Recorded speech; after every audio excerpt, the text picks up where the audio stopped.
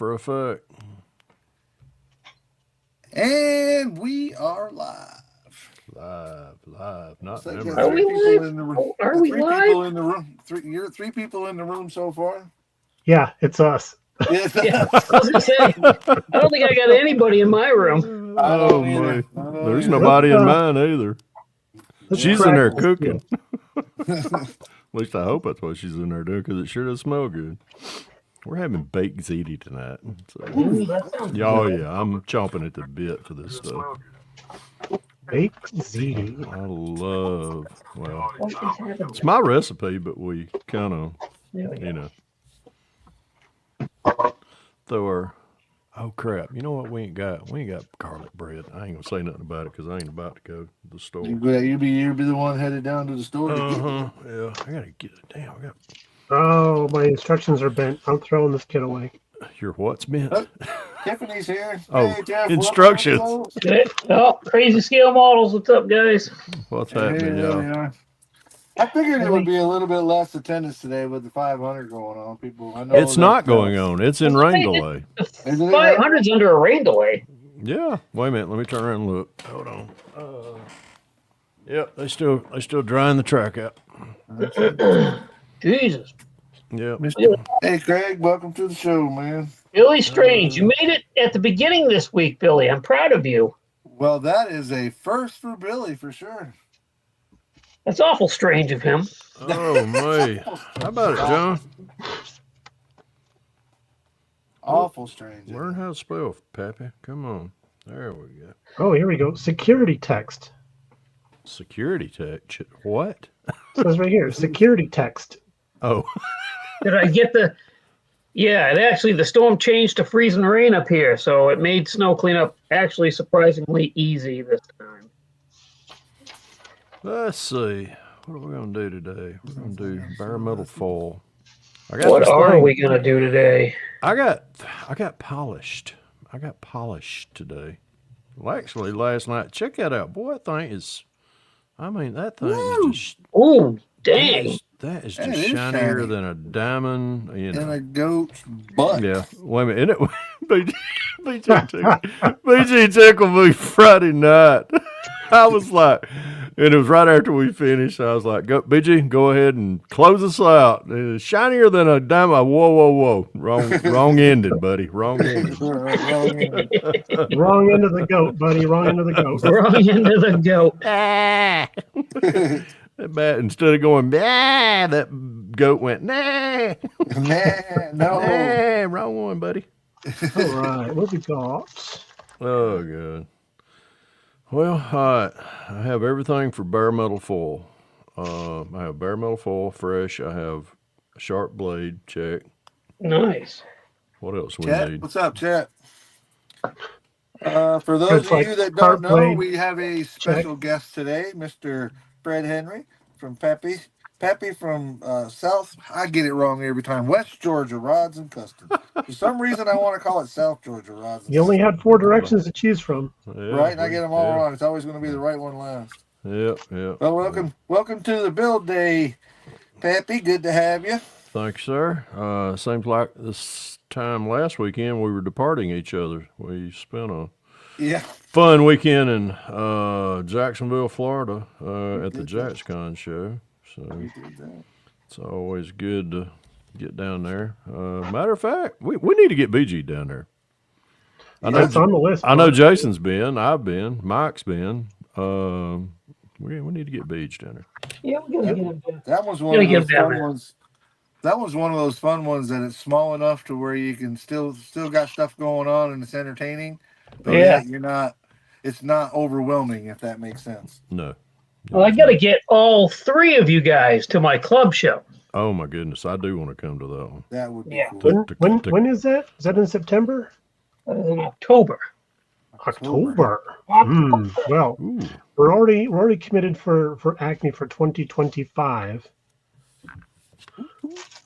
Even though you're on the same side of the country, you're not exactly right up the street. Yeah, right. Okay. I mean, you've already been to Acme a handful of times, never to my show. It's okay though. Not holding any resentment. No, I don't actually. You don't hear it in your voice or nothing. Yep. Not holding any resentment at all. Let me just get out my dartboard with the BG logo on it. Well, I'm contemplating, and I certainly haven't made any commitments. But I was talking to Mr. BG about it earlier. I'm contemplating the NNL East this year. I know you're not going. You would, you jerk. I'm not going to that one. I told him. Now, what we all need to do is myself, Fred, and Jason need to load up and head west and go attack BG and them at one of their shows. Oh, see, we're legitimately working on that. Yeah, that's what that's what I said the other night. I was like, it ain't like I work for an airline company. I mean, you just now put that together.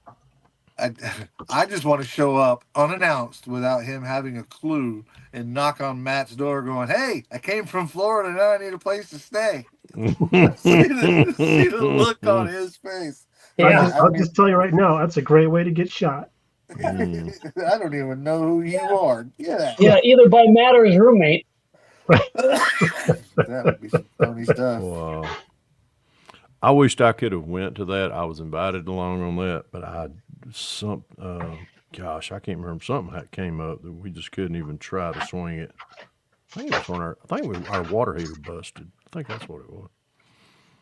And that was our water heater busted the couple months before that, and that's where our money went for that. And I was just like, Jesus, I'm gonna do a Charlie Mack. Jesus. Or you can do a Jason. Oh gosh. Yeah, that actually happened to us the year we were planning to go to Acme. We had it all planned out. My heater took a giant crap. Yeah, I do remember that. Yep. Yep, remember that.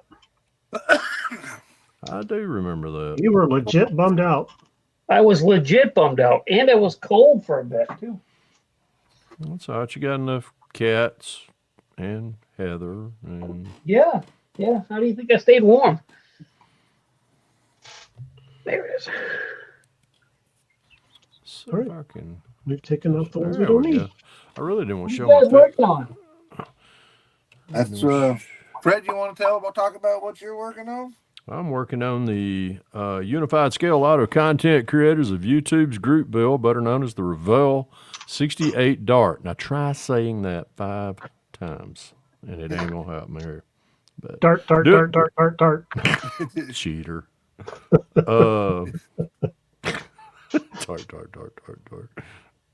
Don't ever say that in a bar. No. It means everybody starts looking around. Shit, where's it coming from? No, I'm doing bare metal foil on this thing tonight. Matter of fact, when is the deadline of this? I forget. March 16th. March 16th. 16th. Let me look at the calendar.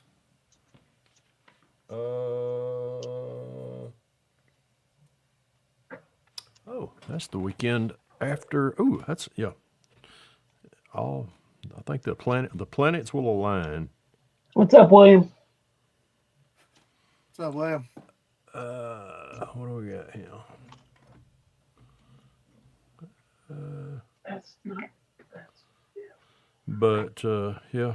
I'm trying to get this one finished for the USAC bill, but I want to carry this to the next show, which our next show is going to be here in the South. Let's see, March will be the Atlanticon. Nice. That's an IPMS show. I'm gonna make sure I don't put GM seat belts in this thing though. Now put some fun ones in there. Mike knows the story. BG does too. And I think Jason, did I tell you that the other night? Yeah, Yeah, that was I am not plowing snow because it didn't get as much as we thought we were going to, William. I just got home and graced all of you with my presents. See there? Now, Fred tells the funny story about getting a note left behind about the seatbelts. But Fred, did you see the note that they left behind on Paul Olson's? Paul Olson's card? No. They left him a note on his card, which I thought it was pretty rude, but you guys tell me. They left a note underneath one of his builds that said literally, and I read it: a 10-year-old girl found 5 things wrong with your model. Oh, that was. Oh, I'd have come unglued on that. I'd have went to Gil. Gil's the president of First Coast. I would have went right to him. Yeah. Wait to make sure nobody comes back to your show. You think Paul's going to go back next year? I hope he does, but I wouldn't blame him if he didn't. Guy, but I if that was one of my judges, they would have been slapped and sterilized. Why I thought it was great that they had that young lady, because I saw the young girl that was out there with them, and I thought it was great that they were introducing her to it. And I've told this story to a couple different groups, and I mean, most of them they were like, the girl that shouldn't be judging. Good for her that she was at the show and enjoying, but she shouldn't be judging. And whoever was in charge of judge-wise was in charge of the people, because you know how they're taking volunteers, right? Oh, they're yeah. asking for volunteers at the beginning. Yeah. So, you got, and I'm going to assume that there's one judge that knows what he's doing and he's handling the volunteer judges to help him do a lot of legwork. That's just my natural assumption. That judge should have caught that and said, not allowed that, or made sure that wasn't on there.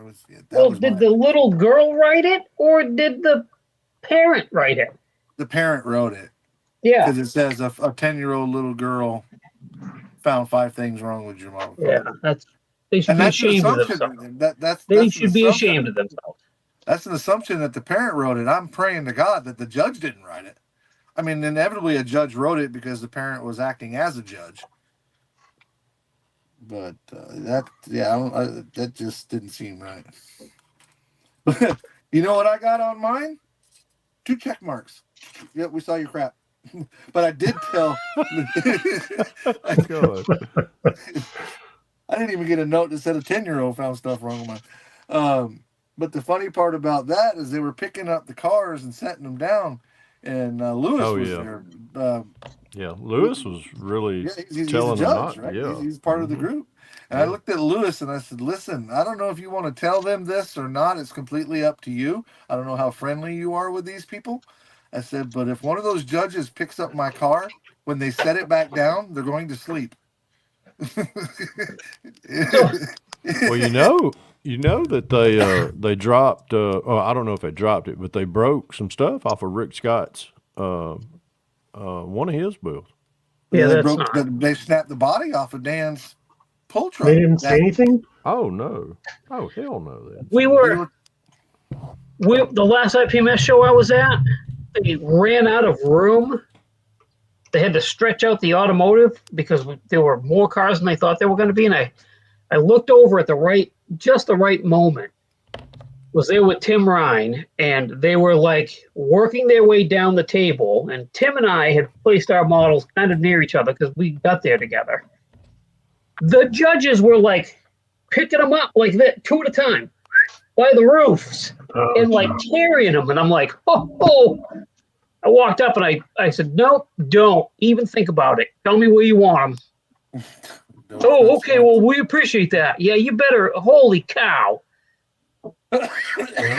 So we had to move a lot of cars and categories because people were entering stuff in the wrong category, and our tables were full and all that stuff. So I was the one. Just me was the only one moving stuff because I was head judge. Just me. Yeah. And I moved one at a time. And I even moved one twice because I set it down in the wrong category. I was like, don't! Right. Moved to the right category and moved on with my life. But I was like, and then I'm doing this in front of hundreds of people. Yeah. Well, it's an IPMS show, right? So most of the people had their stuff sitting on paper plates. If the judges that I observed were being careful and doing it one at a time, I've been fine with it. But picking them up like this, Yeah, that doesn't fly. And like 2 at a time, 3 of them, and I'm like, no, that's not going to work. I mean, honestly, this is Jason, the way you did that. Now, I mean, that's the way I move mine. Picking it up like that. This is what gripes my butt. I mean, after I polished this thing to where it's shinier than a diamond, but instead of grabbing it from the top of the roof, when they put them, they're like that. They manhandle it, gorilla finger it, and I'm like, I don't even like doing that to my own. So please don't, don't do that. Mikey is looking like what his name did the car show. I try to get under the front and under the rear and carry it like this. Oh yeah, me too. Best I can. But Dan, Fred, Tom White's friend Dan that does the 3D printing. Yeah, hangs out with Skip and them. Yeah. They snapped. The one that did the belly racer. Did he do the belly? I know he did the pulling truck. He may have done the belly racer. Yeah, he did the belly racer or the belly tank racer. Okay. He did that pulling truck too. That purple Dodge pulling truck. That's full. Oh yeah. That's his him. own creation, his own design, the chassis and everything. Yep. They snapped because it displays like for those that don't know, it displays like a funny car, right? It's a pulling truck.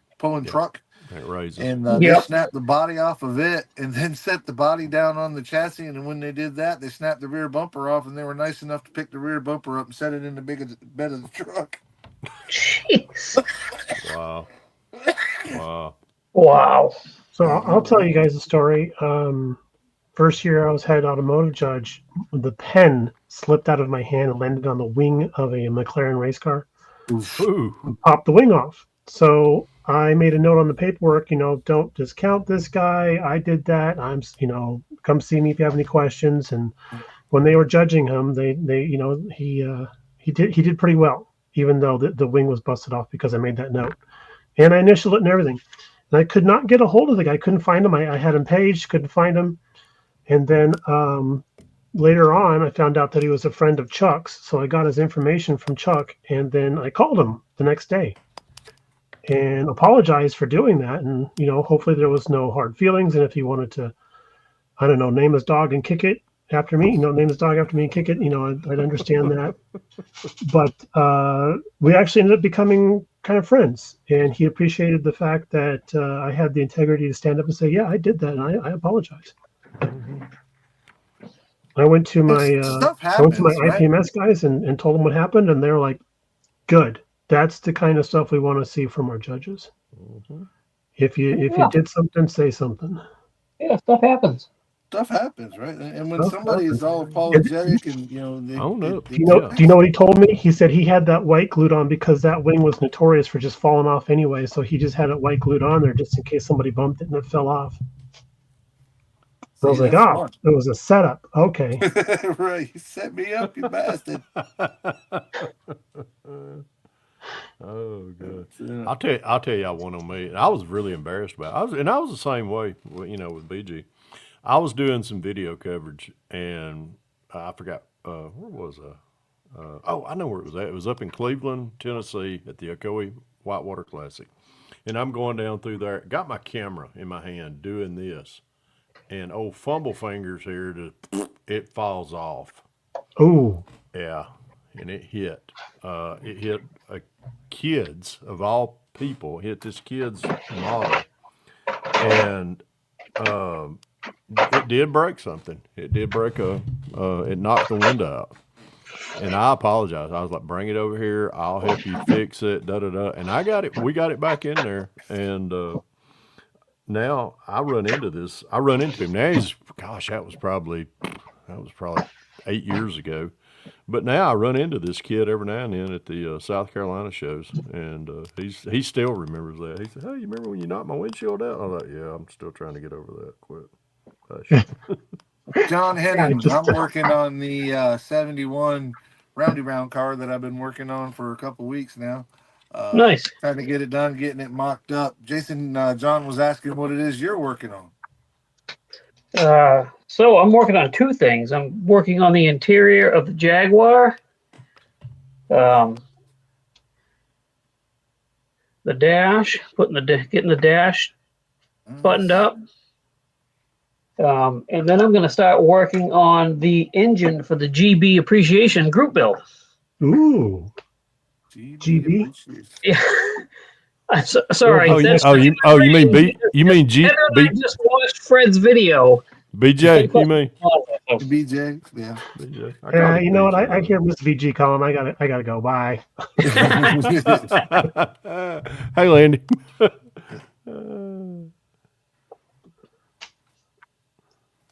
I got to do a video on it, but I just got a care package from our good friend Josh over at VCG Resins. I've got a slant six with a 4-barrel that's going in that Pacer. Well, I certainly hope he sent me something different, because now I won't be surprised. No. I ordered this stuff. So I'm sure he sent you something different. But I got both of his slant six motors, and one that's got the old school Weber carburetors on it. So I might use that. But I got one that's a 4-barrel, one that's a turbo. But no, I know these aren't gifts. Those I paid for those. So but I paid for those. I gotta ask, if you have both slant motors, does one slant to the left and one slant to the right? To the right, together? That's called a V12. Isn't that what Jason's working on? Isn't that what I'm working on? Yeah, no, you're working on the inline 6, right? Yeah, both these actually have inline 6s in them. Ooh, fancy. Very, very. Hey, Mr. Kyle. Dominique is in here. Mr. Joe, what's happening, Big Scout? What's up, Dominique? What's up, Joe? Hey, Dominique. Leon, what's going on, buddy? Big Sky. Yeah. Boy, I'm way behind. Give a shout out to Leon, making it in that magazine. Good job. Yeah, dude. That's awesome, Leon, that you made it in the magazine. And I love that. I love that build. Every shade of green. That's so cool. Yeah, that is cool. We had Scott Comer on Thursday night on the live cast, and Leon was in there and got to talk about it being right there to Scott, which I thought was pretty cool. Nice. Yeah. What a great y'all! guy. If you go to a show and see Auto Modeler magazine and Scott and Nani are there, go up and say hi to them. They are the sweetest people in the world. They really truly are. Yeah. That's one of the main reasons I'm thinking about going to. I've been thinking about it anyway, but Scott was telling me him and Nani are going to NNLE, so I'm like, dang, that'd be cool. Are they really? They are. Okay. Jason's plans are changing. No, unfortunately, they can't. Oh, well. You lose some, you lose some. That's my life.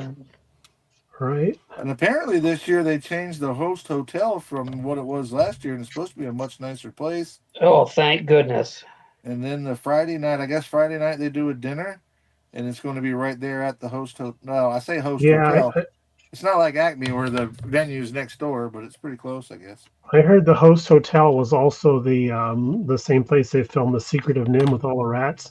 Yeah. Okay, that could be in New Jersey. Yeah, there was a couple of cockroaches in there too. It was not fun. Oh, they must have went where we left.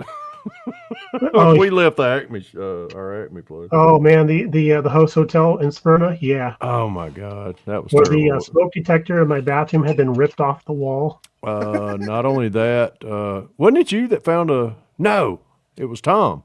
Old Tom walked into his shower, found a Band-Aid sticking on the. I ain't talking. I'm talking a used Band-Aid on the inside of the shower. Yeah, that's Tom's wife was telling me about that story. That's when and to quote her verbatim, she said, "That's when I drew the line." Yeah. That's where you drew the line? That's funny. Who was it? I think it was John Roberts. It was a friend of mine, of John's Weber. They had to actually install a whole new toilet in the room. At that hotel? In the bathroom. But yeah, something catastrophic had happened to the toilet before John got there, and they had to replace the toilet in Smyrna. At Smyrna, yeah. Oh my God. Goodness gracious. Well, do you know what? I don't know if I told you or I shared this. Actually, I shared it with a person that works for the company there, and he's a model builder also. But anyhow, you remember in the the little lobby area where we always would congregate, before the show, after the show. they had that little juice dispenser over there, which was used during the morning breakfast that they served there. Right. I just walked over there. They had a cup right there. I stuck it up under there and had some juice come out along with a cockroach. Oh, God. And the cockroach was doing the backstroke in my orange juice. I was like, no, hope you enjoy it. And now with all that It's all vitamin C, yours he's now, super buddy. strong. Yeah, I was just like, nah, I don't think so. I didn't eat it that bad. That cup of juice just became all yours. Yeah. I was. I'm sure I'm not the only one it's happened to, but it's like being outside, hanging around the burn pile or whatever, maybe barbecuing, and you catch the last possible second as the bee crawls into your beer bottle. Yeah, it don't matter how cold that beer is or how many sips you got out of it. That just became that bee's beer. Yeah. I did that with a Yellow Jacket one time. My thing is always, I saw that one, but how many others have been in there? Right. Yeah, exactly. That I didn't see. Exactly. There's also a good chance there's already one in there if you see one go in. Now, I'll tell you another thing. It's really a turd in the punch bowl for me. Is if you're and this is going to be a Southern euphemism for you, Brian. Okay. I'm collecting them. You go to a one of those burn parties where you're out there at the burn pit and barbecue, something like that. Party. And you got a few good old boys out there. It's just they're spitting, got their dip in their mouth, and when they start to come in the house, well, guess what they're spitting in? They're spitting in a beer bottle. Yep. Yeah, and then you reach down, you've been sitting in there, you go in there and you set your beer down. Next thing you know, you think, oh shoot, is that my beer? And you're already about 4 or 5 beers into it, and you grab that beer bottle and you turn it up and it's brown. You can't and tell. You go, well, that ain't mine. That ain't even my flavor of dip. This beer just doesn't seem to be going down in the bottle at all. That's awesome. Copenhagen flavor. I love that.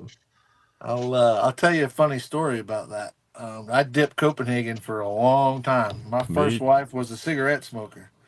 So we're going out at the mud bogs. We got the truck. I already know where this one's going. So I got an old 96 V10 Dodge, tires on it and all that, right? So all day long between the two of us, I used to get after her because she'd put her cigarette butts in my what I call the cowboy. So it's a bottle, but you take like a bar napkin and fold it in half lengthways and bandana, right? Called it my cowboy. And I'd wrap that around the neck so I wouldn't get confused.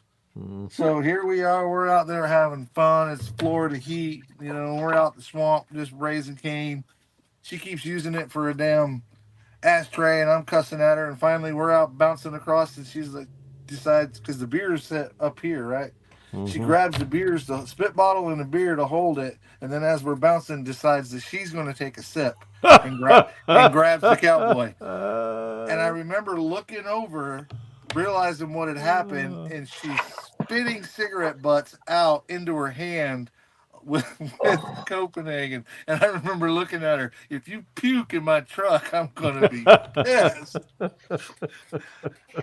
I pulled her over so she could do what she had to do. But that was disgusting. I felt bad for her on that one. I really, truly did. That's always a shitty day. I mildly felt bad for her that time. I mildly felt bad. Of course, by the end of the night, it was, I told you not to put that cigarette butts in there. That's what you get. Ugh. Oh, yeah, it was nasty. Yep, done that before. Larry Wilson, what's going on, man? Welcome, Stephen Kessel. Welcome. Oh, what's up, Terry Wilson? Stephen Kessel, good to see you. Hey, Terry. What's up, James? Glad you're enjoying these. I'm getting there. On enjoying them.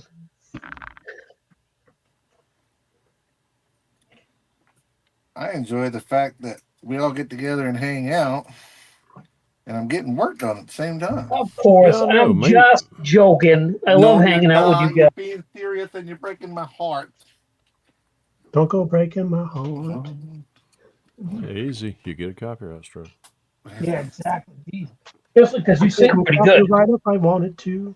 Hey, Vinny's here again. Any Corona, Jason, how much snow did you get up there? So we get about between 5 and 6, and then it switched to freezing rain. Is that King Sparkles, Bradley? Bradley on I don't know. He usually goes by Brad, but it could be. I don't. Well, it says Bradley. Hello, gentlemen. Well, hello, Bradley.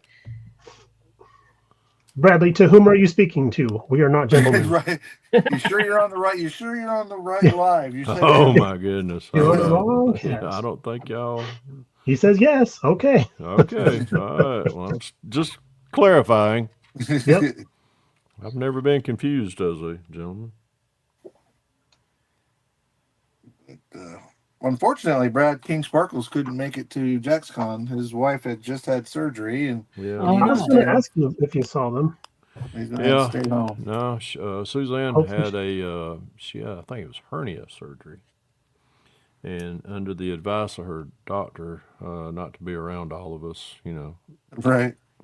Scoundrels. Yeah, don't go anywhere you're going to laugh a lot. Yeah, because you could easily bust a stitch with us. But, isn't that the saying? Well, he says he's trying to be polite. You're doing a good job. Trying to be polite. There you go. I've never been that way a day in my life. Obnoxious. BG, you've been proud of me, though. I spent the whole weekend up there, and I didn't buy any maple syrup bourbon and pass it around. I saved that for when you're there. Maple syrup? Yep, maple syrup bourbon. And I didn't even have an NA with Papa Z either. Papa Z had some NAs floating around. He said, "Pappy, you want one? I'd love one, but I don't know. I just didn't feel like, like that." I see Joe at Big Sky Model Workshop. He said he had quit drinking after that PTSD of taking a sip of chew. Yeah, that's enough to give you. That's enough to give you PTSD. That'll give it to you for sure. Golly, man. Never. All right, let's see if I can get this one straight.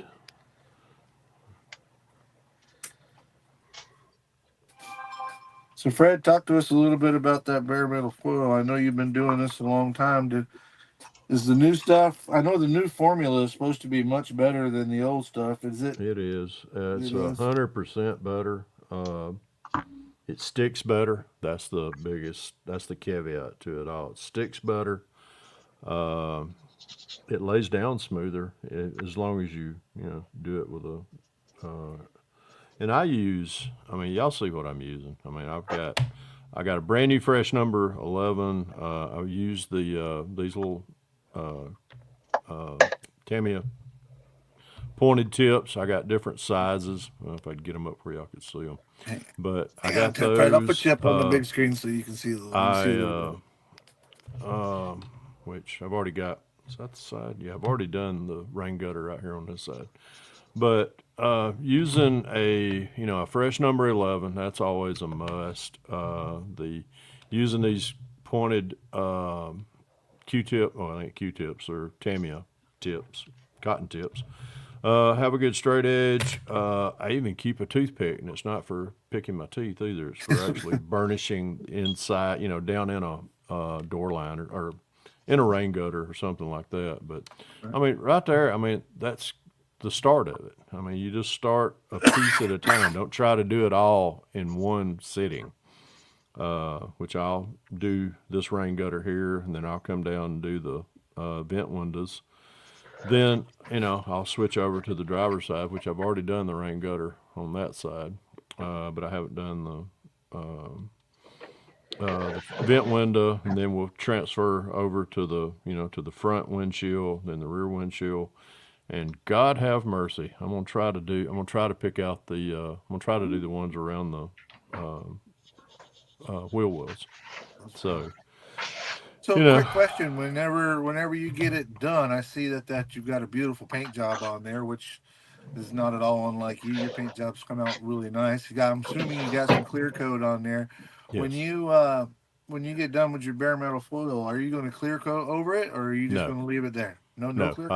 I'll leave it alone. I'll leave it alone after that. I have on some builds done it before, prior to doing the clear coat. But I mean, it's not. It's going to seal it in no matter what. But if you do this, with some good fresh bare metal foil, burnishing it down with this big Tamiya cotton bud. If you burnish it down enough, then come behind it and kind of burnish it more down in with a small one into the crack like that. Then take again, and I always say use a fresh number 11. Don't try to use a dull one, and then just score that down through there like that, and then peel it away slowly. Then once you're done, burnish it back down again. You don't have to worry about it. I mean, I did have some older bare metal foil that would, it was the old stuff. It had that bad adhesive on it, and I trashed that. So, Joe asked a question. Whenever you peel off the excess BMF, does it take the adhesive with it? He's asking, does the excess sometimes it does, sometimes it does, sometimes it don't. This is not what you think it is. This is not lacquer thinner. This is mineral spirits. Okay. This is white mineral spirits, and I always do what I've been trained in hazmat before, and of course, that hazmat training didn't really pay off. So what do? I go, that's it. So, but but I take if it leaves a small amount of residue of the adhesive, again, cotton buds are my friend. I just dunk it down in there, dunk it down into the white spirits, and I always keep a bunch of little small paper towels. And I just scrub that off with a paper towel, and then just kind of lightly drag it down through there. Make sure it is, do not, and I can't repeat myself any clearer in my best country dialect, do not use lacquer thinner. Yeah, because that'll pull all your clear coat off. That'll pull the clear coat off and everything else that you don't want. But the reason I have, and then again too, I don't ever label. It did say MS on here, so there is. I know it's mineral spirits without having to sniff it. So, but I just want everybody to know that my hazmat training did pay off. But do as I say, don't do as I do. Right. That's cool. I've done the bare metal foil trick. I did it on the Hudson, where you put your primer down, and then take the bare metal foil, put it over your emblem. Yep. Whatever it's a Dodge Chrysler or whatever, and then cut it as close as you possibly can, paint over it, and then come back with those same types of really tight cotton swabs, for lack of better terms. Yep. And pull the paint back off with a little bit of lacquer thinner, therefore revealing the chrome from the bare metal foil. I had good luck with that. It's something you got to practice at, but it works really well when you do it right, or when it's done right. Yes, I do that. I do that a lot. Where if I don't feel like ordering in a photo etch fret for a particular build, I'll catch myself doing that too. Well, we talked. What is it you're working on, Mr. BG? I think you're the only one left. We hadn't talked about what you're working on. I am working on my rally car. Working on this Revell Toyota Corolla WRC, which is not really a Revell. It's actually a Hasegawa kit, disguised as a Revell. But we're doing this guy. So far, this is an awesome little kit. Lots of nice detail in the interior. Let me rotate that a little bit. It's all white, so it's not going to show up real well on the camera, but just getting some stuff placed out here, and then we'll start priming stuff up later today and getting everything into color. Sweet. I hope this one will go pretty smoothly. I just jinxed myself. Isn't that how it goes? Right about the time you think you got it figured out? When anything and everything happens. All right. Exactly. I'm excited to get started on mine, but I gotta stay after this well, I got to stay after this dark so I can get at least something done for mine and Jason's, since we are hosting and Jason's already got his done. And you did, BG, you did an awesome job on that little midget car that you did, which I think looks amazing. Well, thank you. Yeah. And Jason's already got at least one done, and I've got nothing done. So I'm like, I got to go to work. Yep, I got one. Speaking of a group, Bill, let me turn around and see what the Roundy Round boys are doing on the TV over here. Well, hell, it's in commercial. But yeah, we had a guy in the NASCAR group, Bill, Jeff and I. He posted on the Facebook group, "Hey, when can we post our a finished bill? Right now. What better day to do it than today? Day 500, right? Yeah, sitting here. And he was like, "Can I get a boogity boogity boogity?" I was like, "Boogity boogity boogity. Let's go building, boys and girls. Let's go." I gotta admit, I mean, I wasn't a huge junior or senior fan when they were racing. I mean, I got along. I liked Junior a little bit when he was racing because we were about the same age, and he was partying. Sponsored by Budweiser. I kind of thought it was cool that he was showing up in Nickelback songs and that sort of thing. But I've never been a GM guy, right? I don't root for GM. And so I was always Bill Elliott, Sterling Marlin, Davey Allison when Davey was alive. But I got to admit now, especially as a student of podcast and somebody who's trying to learn and get better at the side gig that I'm doing, Junior does an amazing job. Oh, I love Dirty Mo. Yeah, Dirty Mo Media. Yeah, I love it. I love listening to his stuff. Yeah. And then when he gets somebody in like a DW or, those guys. Oh yeah. Have you watched the one with where he interviews DW a couple months ago? Oh my God. I enjoyed that. He is really good. And then he gets some of those, the guys that he pulls up, some of those old mechanics and team owners, and they talk about some of the stuff they were doing behind the scenes, the DW one where they talk about putting lead shot in the cage and then dumping it out on the track. I was gonna say the KO came out on the racetrack. That was a good one. And him and DW and Humpy Wheeler was walking down the straightaway, and they were like, "I wonder where all this bird shot or ball bearings are coming from." I don't know, Humpy. I don't know where that came from. That's funny though.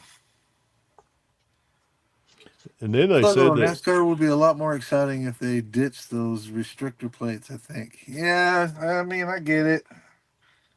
I don't know enough about it anymore. I started to tell that story about the Junior thing only because, he's got that car in there this week, and, I kind of got some excitement built up around that. I'd kind of get on board with that. It seemed pretty cool to have an Earnhardt back in there, and, he's got Traveler Whiskey as a sponsor, and I thought that was pretty cool. I tell you one who I was really proud for, even though it was ARCA, was Cletus McFarland, Garrett Mitchell. Oh my God, I was just so stoked to see him, do what he did. And he did an interview where I guess he crashed somewhere along the way. He got took out. Yeah, somebody took him out by accident. Just one of them big crashes, racing deals. Yeah, but it was pretty funny to hear him tell the story. I was coming in there and I was feeling like the most talented driver in the world until I didn't anymore. Until I didn't anymore, and he said I kind of felt like Ricky Bobby. I was like, oh my God, that's hilarious. That is funny. That dude is super funny, man. Yeah, he is. But I'll tell you what, him and just a while ago, I was watching, the start of the 500, and Greg Biffle was down there with President Trump, and Biffle and him, Garrett Mitchell's his real name, but Cletus McFarland, they did a lot of humanitarian relief effort with their helicopters in North Carolina during the floods. Yep.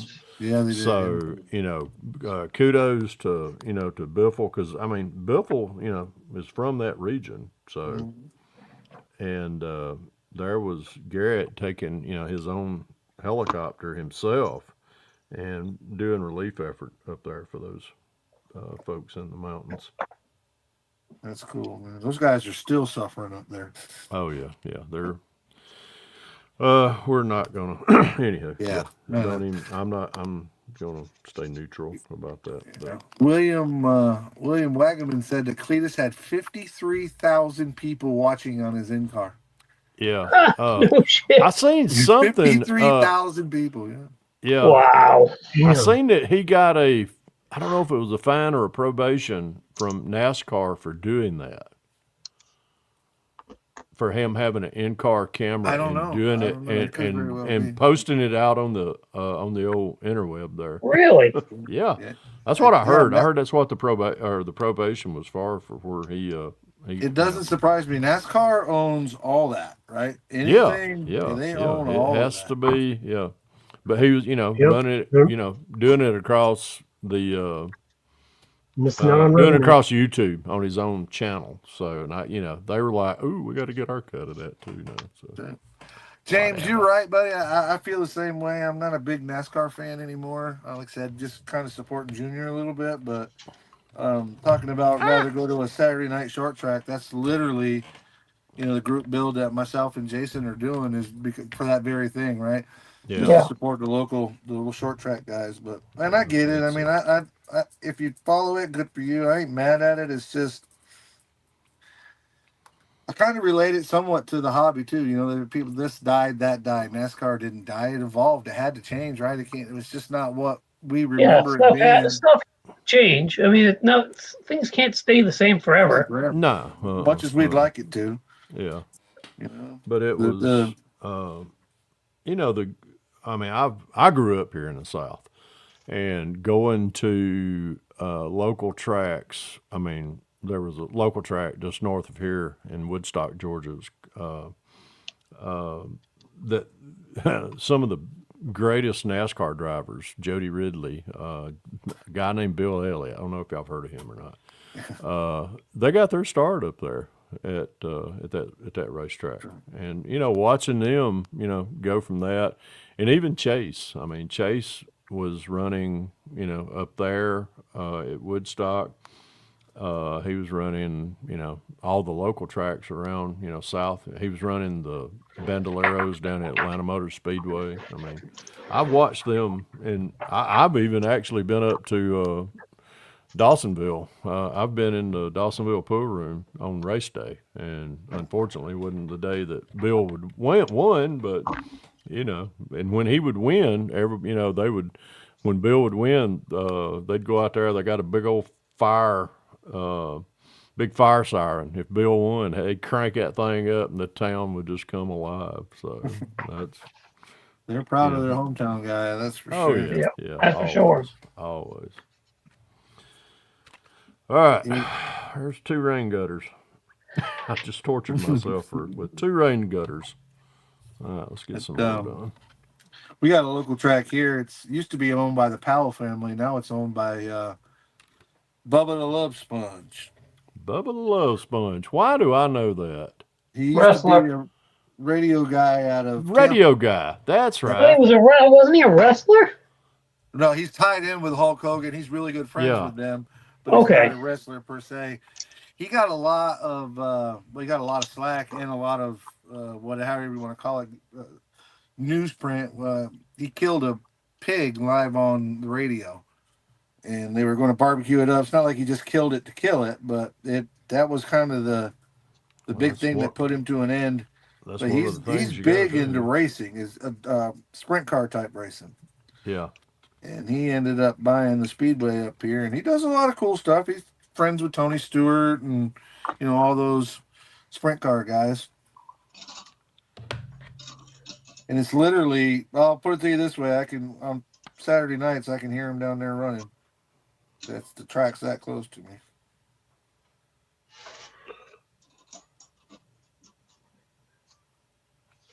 But he's kind of a controversial dude. He was, the whole shock jock thing. That's what I thought that's what he was. He was one of those shock jock guys. But he was big money back in the day. Mm-hmm.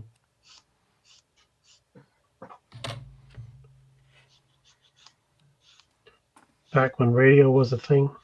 Yeah, right. Yeah. They got turned on its ear because, well, the big thing that it was starting to get attention anyway. I was working with a radio group out of Orlando at the time, and I was, like I said, I was just helping them out here and there and this and that and whatnot. But a group called the Monsters of the Midday, and the FCC was starting to clamp down. But that was right at the same time that Janet Jackson had the dress malfunction at the Super Bowl. Mm-hmm. And that after that, man, things just they took after Howard first, because keep in mind this was all terrestrial radio. This is pre XM radio or any of that, any of that sort of thing.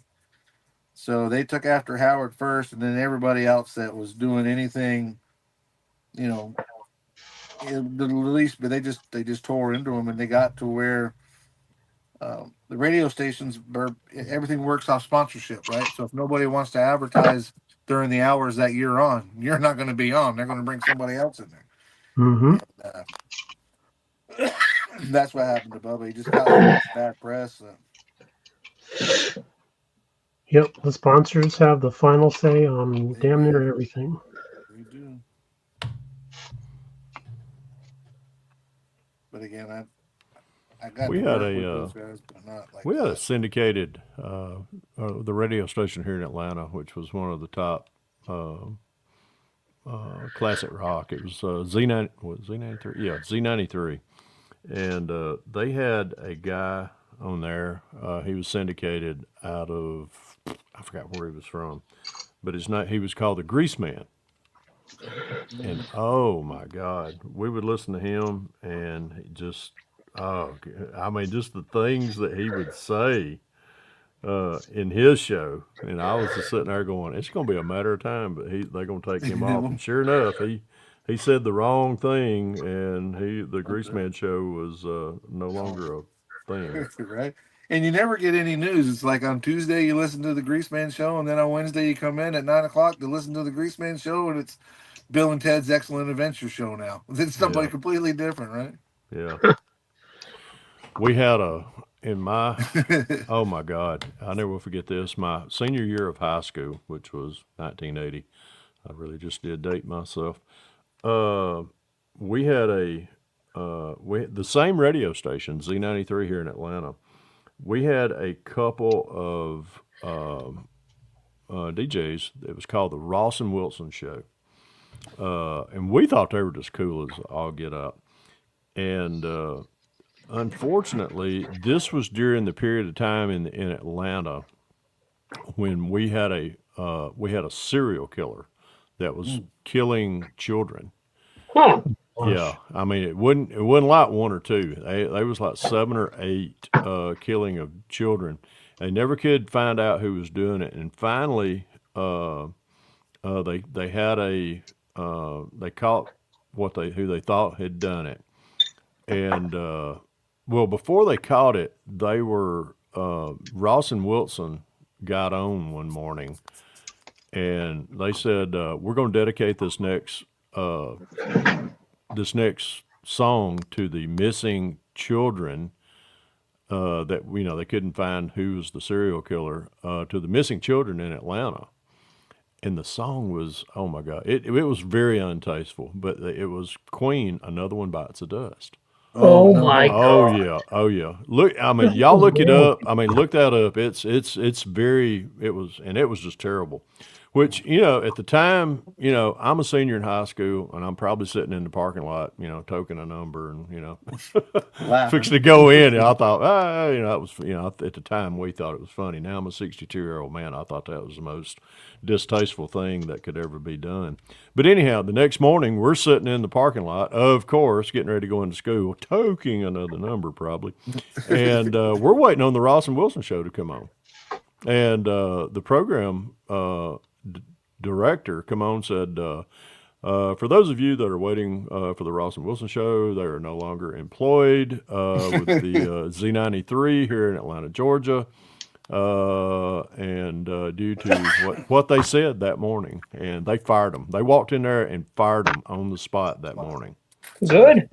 Yeah, it was good. And it was just, but it was, that was just, bad timing. That was just terrible. Bad timing. for something like that. But I found out that most of your radio stations are owned by these big advertisement companies, the companies that own the big signs, the big billboards, and all that. oh yeah, And they're owned by those companies. I'm trying to think of a couple of them, but Well, like iHeartRadio owns like half the stations out there right now. yeah. I was gonna say Yeah, one of the biggest radio stations up here is owned by iHeartRadio. Yeah. Yeah, but terrestrial radio is certainly not what it used to be. Everybody's, streaming or downloading it, and plus you can say what you want. Even XM and those aren't really that popular anymore. no. Yeah, that's why you guys just listen to the Scale Model Car podcast on your way to work every day. That's exactly right. Load in your favorite YouTuber. Which right now I think is a proper time for this. If you guys aren't listening to this right here, the Scale Model Car Podcast, you need to listen to it. It's available on Spotify. And if y'all ain't getting you good, you need any good bringing that model up to the next level, go to MCV Products. Bring your model to life.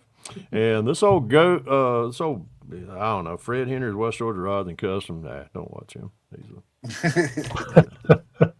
Ain't no telling what he's going to be doing. I'll tell you what, Brian. I think Fred just worked us right out of our commercial.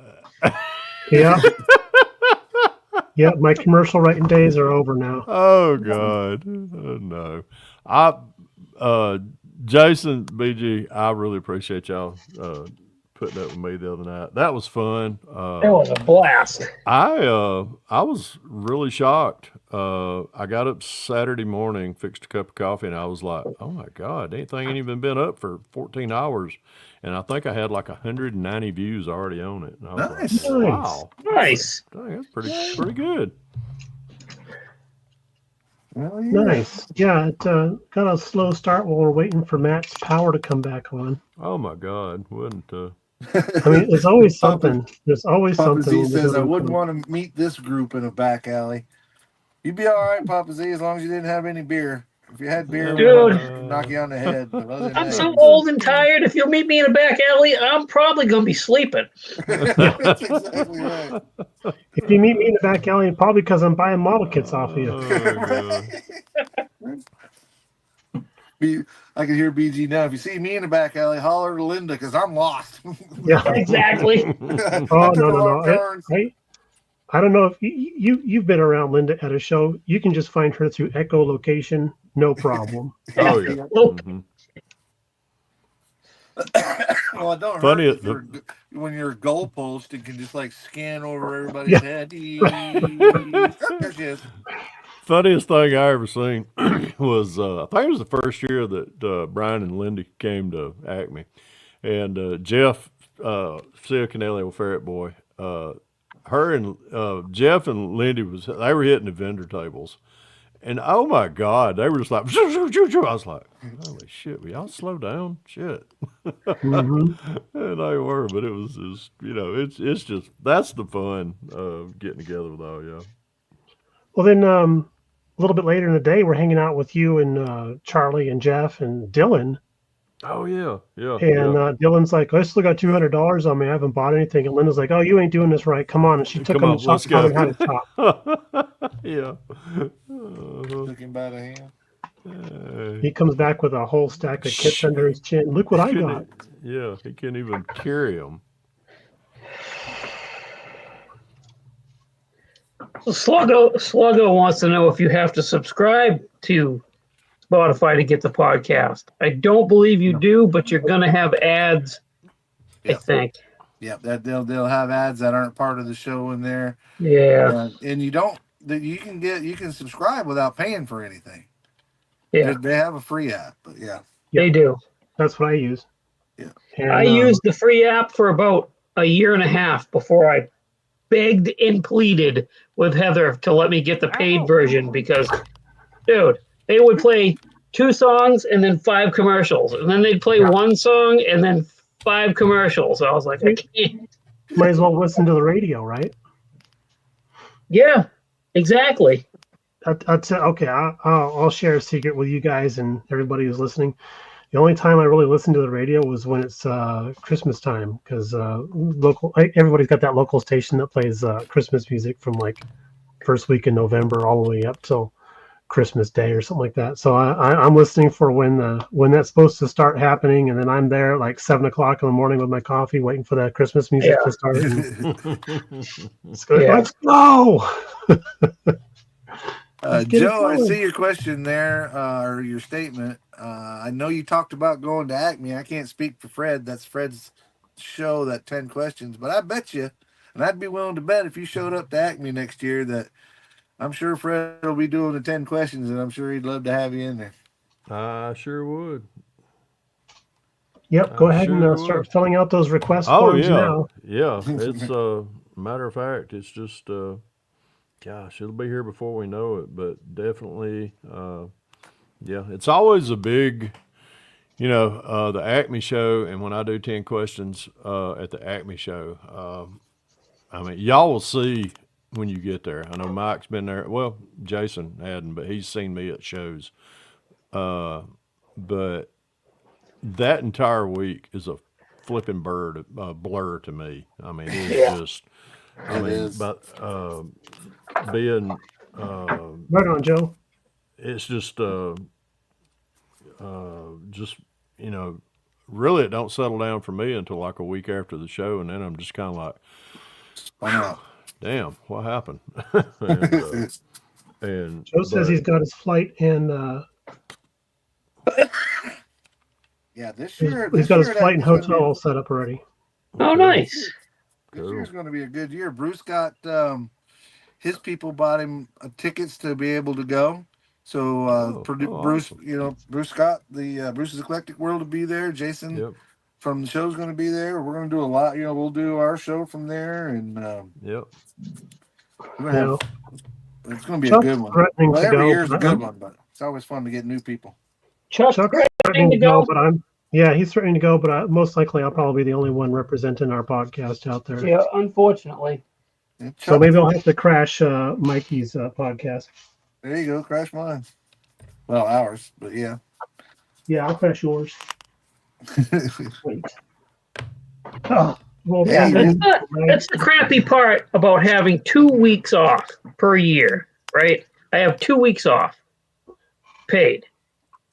So if I want to go, so this year we want to go to Arizona. So if we're saving the money to go to Arizona, that's going to take all the time. All the money is going to be on that trip, right? So now, I'm not going to NNL East. I can't do Acme and a big trip in the same year. I just can't make it happen. That being said, 2026 is going to be my year for Acme, I think. Right on. Well, I will be there. Good Lord willing, and the creeks don't rise. Yep. I tried. That's another southern euphemism. That's right. I tried to reserve for next year. Well, now this year, while I was at last year's, and she's like, "You got to wait until like a couple months or something." I think we had to wait till like November or something. Yep. Bless your heart. Have you tried? That's another southern euphemism. Bless your heart. Yeah. Mike, when I went down to visit, it can be used in two different ways. It's either bless your heart. Yeah, Jack's Con, I was told by Matt, listen, if anybody down here looks at you and says, bless your heart, they're not being nice. No. I was like, oh, okay. No. It's usually. So you're like, Heather just said that to me 4 times today. It's really, it's really a southern way of saying F you. Mike, next time you're trying to make your hotel reservation, try sliding a 50 across the table. Right, maybe that'll work. I got one anyway. I called them and they hooked me up. But at the host hotel? Yeah. Okay.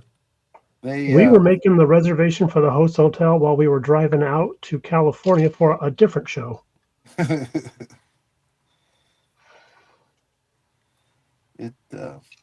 have good luck with them this thing. I mean, it was a good time.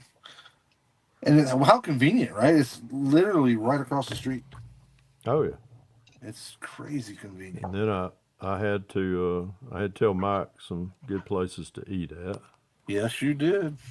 I'll tell you what. Matter of fact, I think my brother's birthday is the 24th, and I think we're either going up there to the 8-Track Grill or the Appalachian Grill, which is just right up the next block right there. Matter of fact, the Appalachian Grill and 8-Track are owned by the same guy. So, but I think we're going to go. We up went there. to a barbecue place that's right across the street from the high school stadium. That place was the second time we've been there. That place is amazing. But you got to get there early because they run out of brisket fast. Across from in Cartersville? Yeah. It's a I know. Yeah. I'm not going to go to billboards. Jesus, I can't speak. Yeah, I know where you're talking about. Yeah. That place is amazing. That high school, Yep. that high school stadium, that's Cartersville High School. You know who a graduate is that's in the NFL now that played football at that high school? Who? Trevor Lawrence with the Jacksonville Jaguars. No way. Yeah, he played high school football. I watched him play high school football up there. I've stood there and watched him throw passes from the one end zone to the other. I mean, that boy has got a rocket launcher on him. He's got a cannon. Oh, yeah.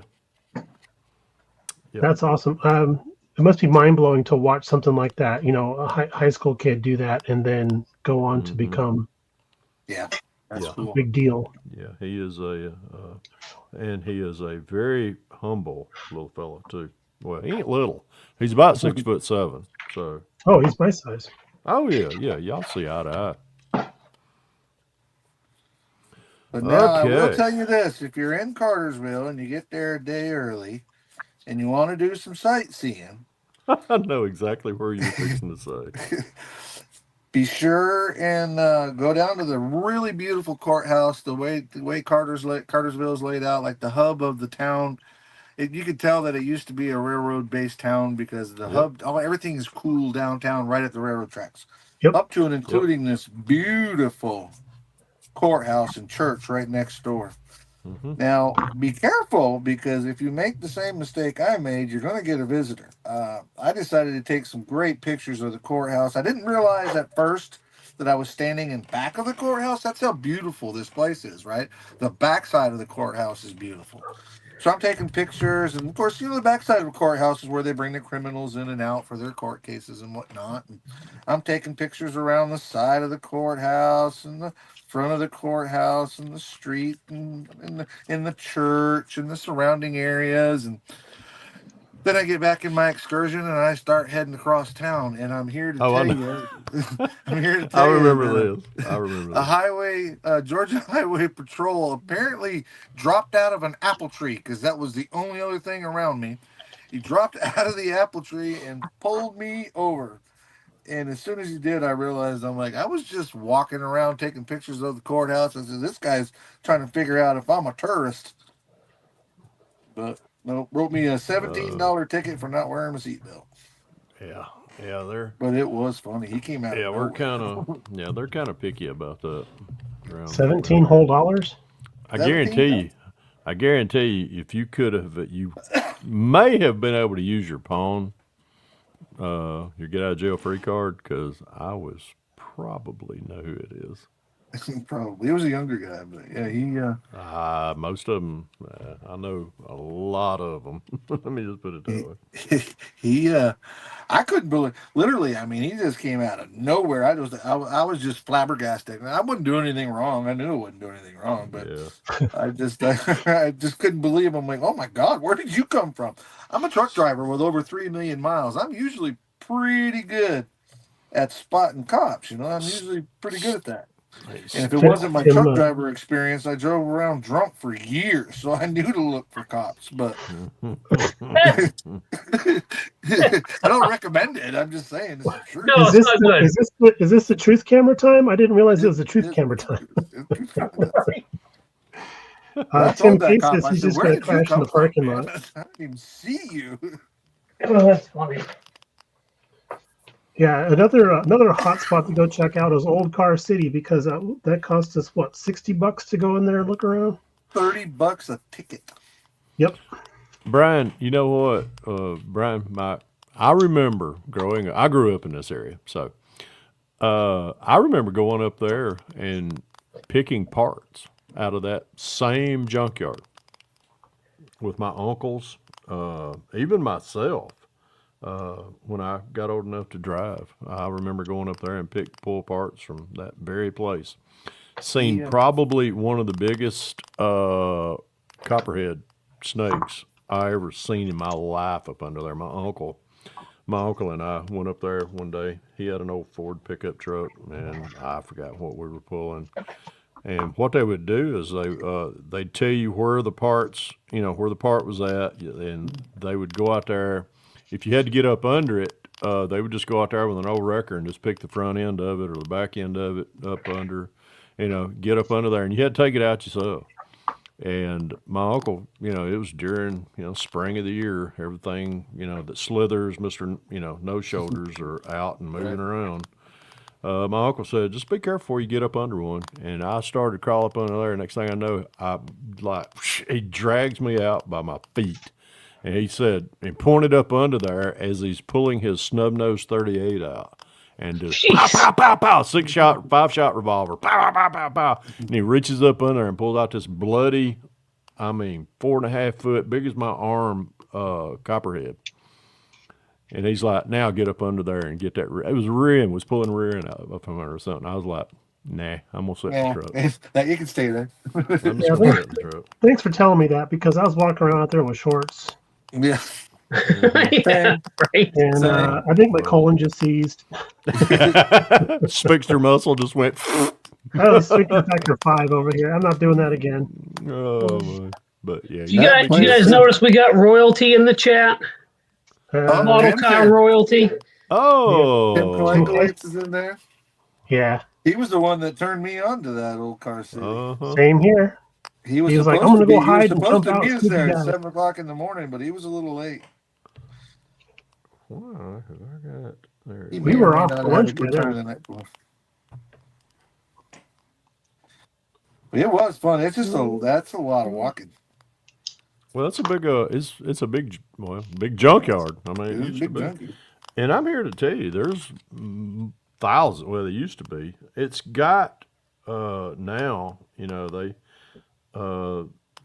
the state of Georgia kind of frowns with about junkyards around here, and you have to have a big fence out in the front. You can't be seen. So, and then they start, calling out the environmental factor of it. Oh, it's bad for the environment. A lot of things are bad for the environment.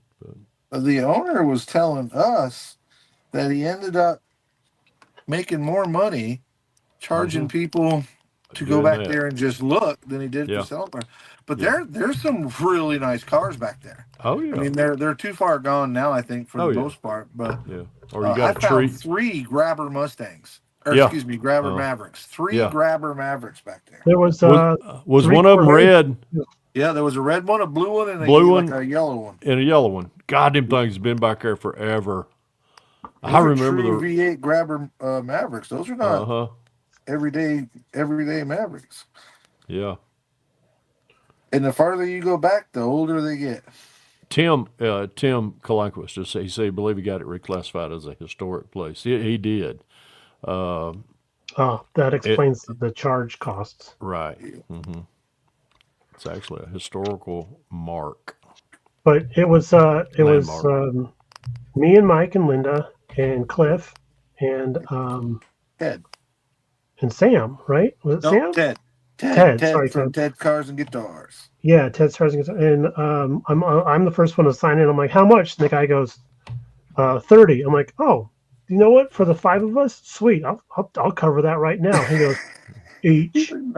I'm like, and I did my best to keep my mouth because it almost came rolled out. You're a whore. Or excuse me, what? Well, it was that really awkward silence because they were all standing there looking at each other, going, right, $30. We didn't say anything out loud, and I'm like, because I'm sitting there going, that's a model kit. Right. I reduced my stash haul by 1 model kit to be here.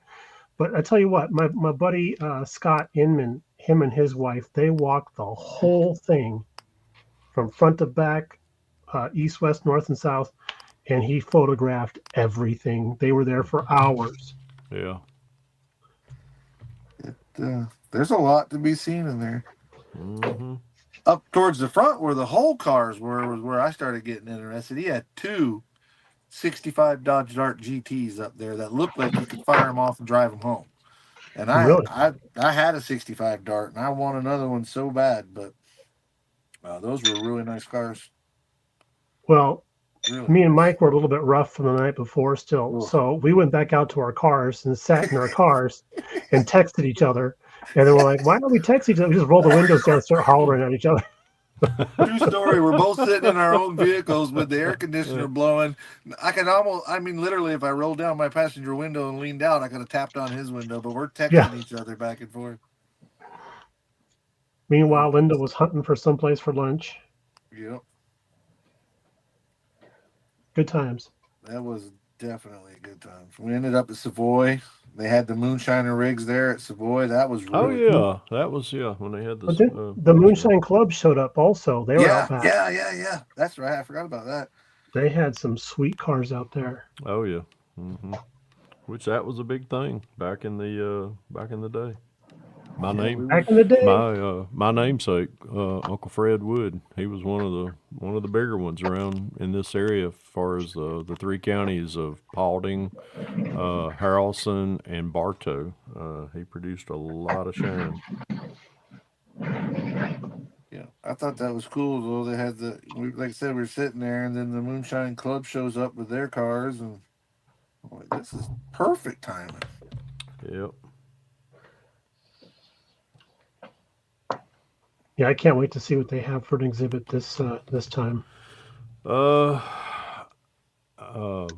Which we do a lot as far as the Acme Club. We do a lot at the Savoy. I haven't seen the schedule this year for it. It's still kind of early in the year, but we as a club we go up there about 4 or 5 times a year and host. We do builds with the kids and everything, and that's cool. You do the make and takes, right? Yeah, make and takes. Thank you. I was struggling there, buddy. Yeah, I was following along. Excuse me. Yeah, I had a certified old fart moment there.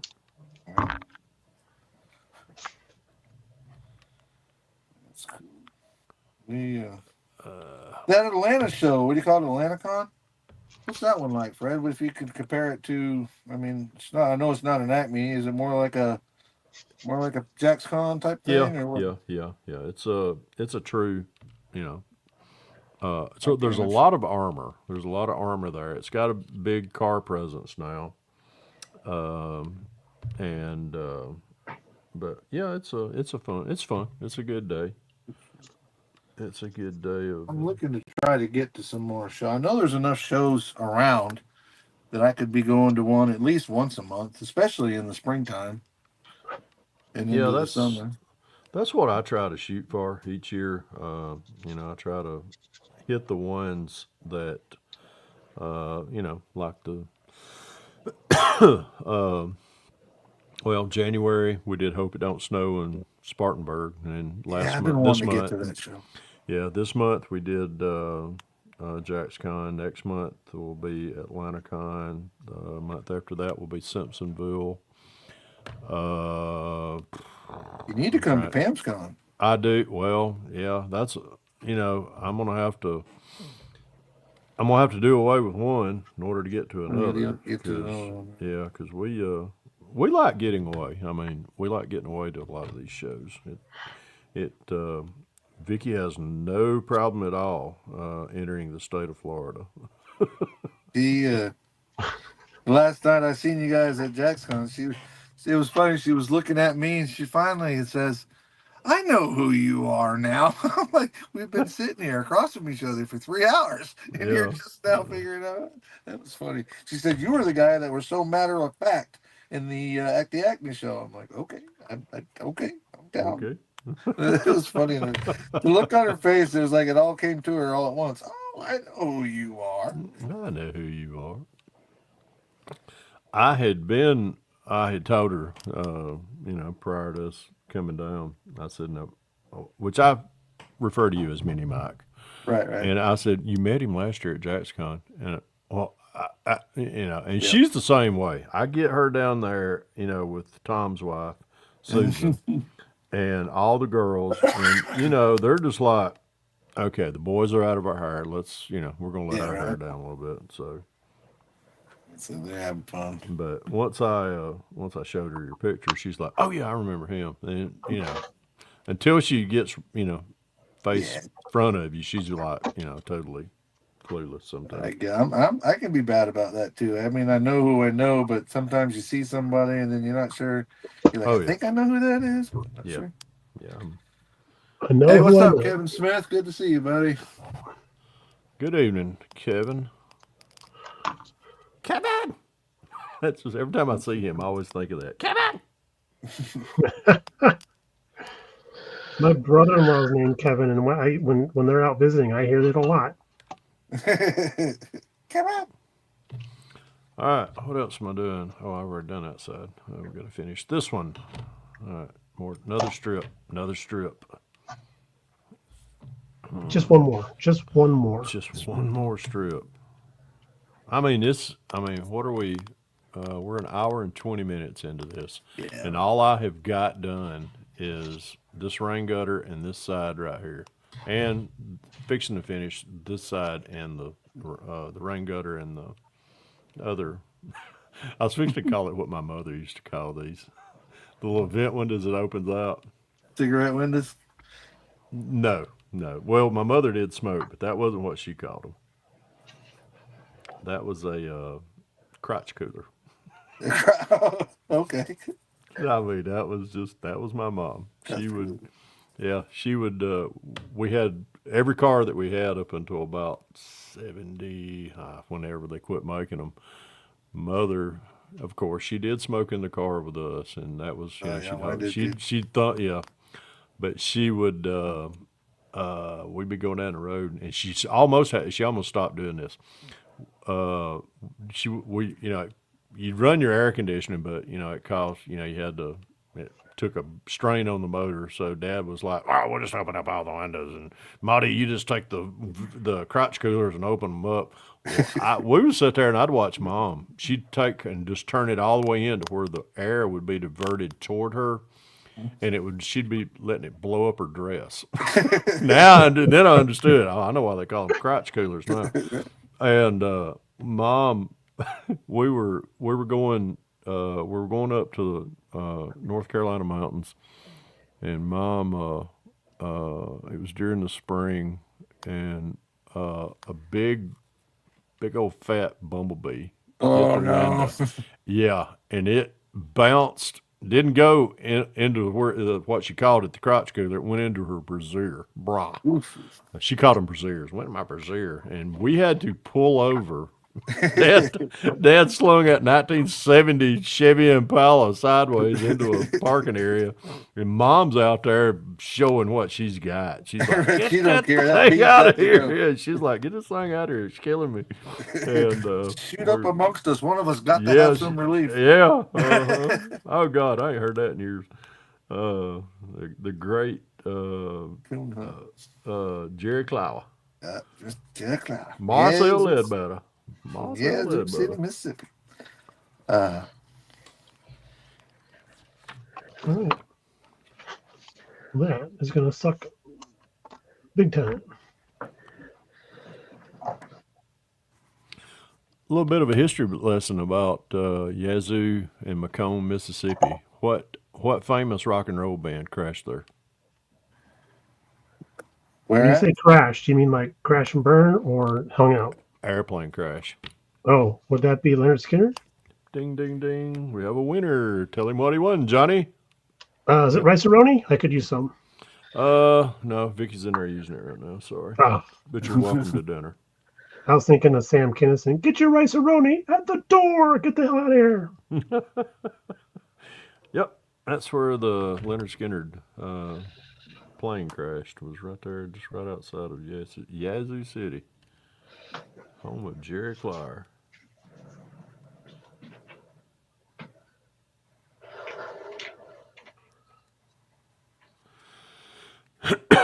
I'm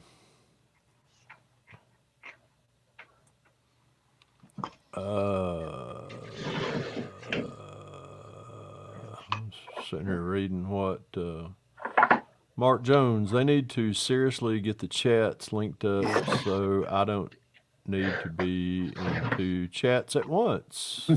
What's happening, Mark? I was just explaining it to him. The only ones that can see both chats at the same time is us.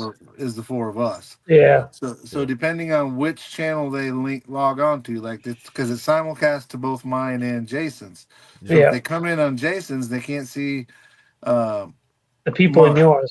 Yeah. Right, and vice versa. Yeah, I'm on Mike's watching the chats right now. I'm watching Mike's. I'm watching the phone actually. I got my phone. I got the laptop. Well, this is the laptop. That's the phone over there. So, and that reminds me, we touched on it earlier. Fred, do you know? And BG asked the question. Do you know how BG can see both chats? How to get it? Because he's on his computer. I know how to do it on a smartphone, but he's on his computer, and I know you use your computer for StreamYard. And there's a way for him to see what I'm looking at and what Jason's looking at and what I assume you're looking at. All right, let me look at. All right, let me comments. Actually, I'm having to compare here. I'm watching Mike's channel. I thought you were watching it with the. Well, I know one sure way to make it happen. But... Well, I do too. I could watch one on my laptop and go over here to my phone. Whatever device you're using as your camera, it should be the one that has the chat for both chats combined. So I'm just watching this. I'm watching you all through screen. Blue Ox, what's your channel? I don't think I'm subscribed to you. I'm just kidding. Oh God. I'm just kidding. Come on, fingers. I got something. Probably that dang Blue Ox. Sheesh. There. Oh God Almighty! Damn it! About unsubscribed you, brother.